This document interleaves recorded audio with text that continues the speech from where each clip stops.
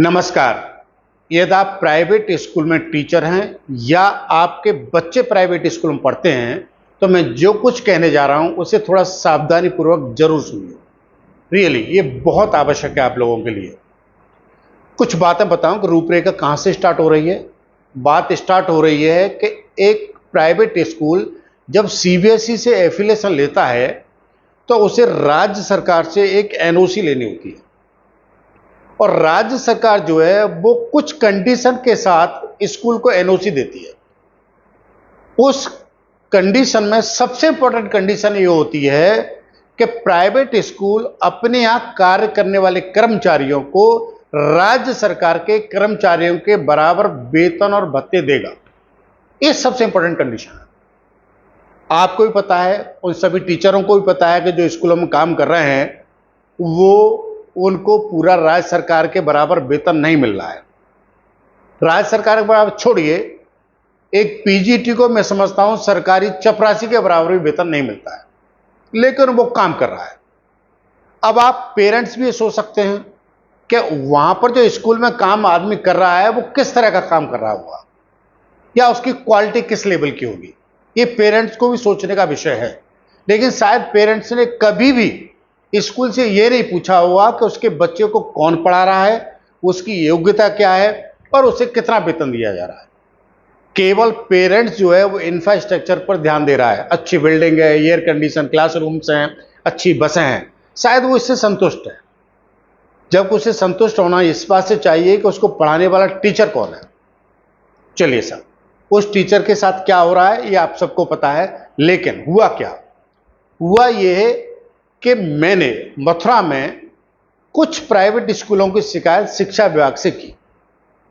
शिक्षा विभाग से मैंने कहा कि कुछ स्कूल जो हैं, वैसे सभी स्कूलों में एक साथ नहीं ले सकता था, लेकिन कुछ ही स्कूलों में पॉइंट आउट किया मैंने, ये जो स्कूल्स हैं वो एनओसी के प्रतिबंध का पालन नहीं कर रहे हैं, लिहाजा शिक्षा विभाग इस पर कार्रवाई करे।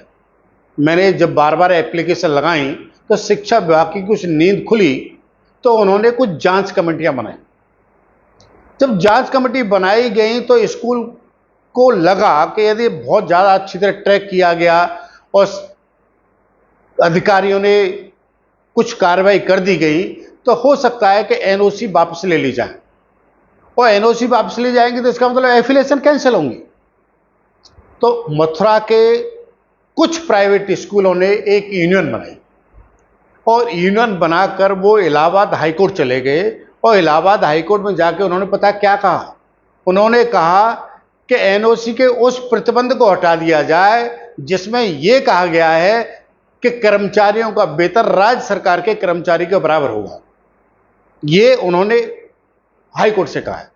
अब जरा आप कल्पना करिए, यदि राज्य सरकार अपना पक्ष किसी तरह से रख सकती है वहां पर, ठीक है, और राज्य सरकार ने अपना पक्ष सही तरह से नहीं रखा, तो हो सकता है कि हाई कोर्ट जो है इन प्रतिबंधों को हटा दे। यदि इन प्रतिबंधों को हटा दिया जाता है तो क्या दूरगामी परिणाम इसके होंगे?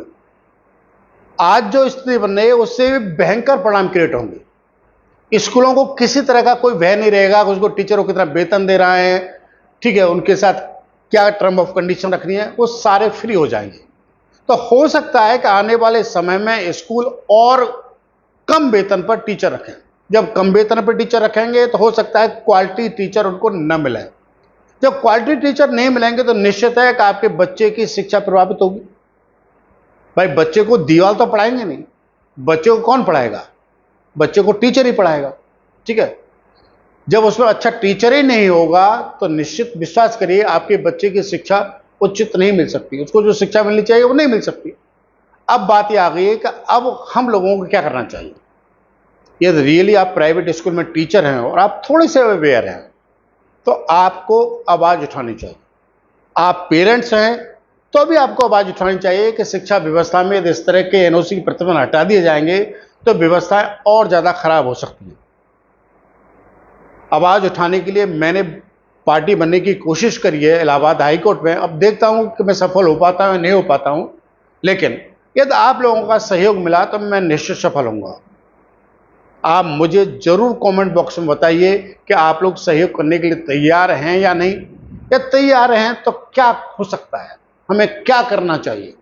ठीक है, आप कमेंट कर सकते हो या मैंने जो व्हाट्सएप नंबर दे रखा है, ठीक है, आप इस व्हाट्सएप नंबर पे अपने विचार व्यक्त कर सकते हो।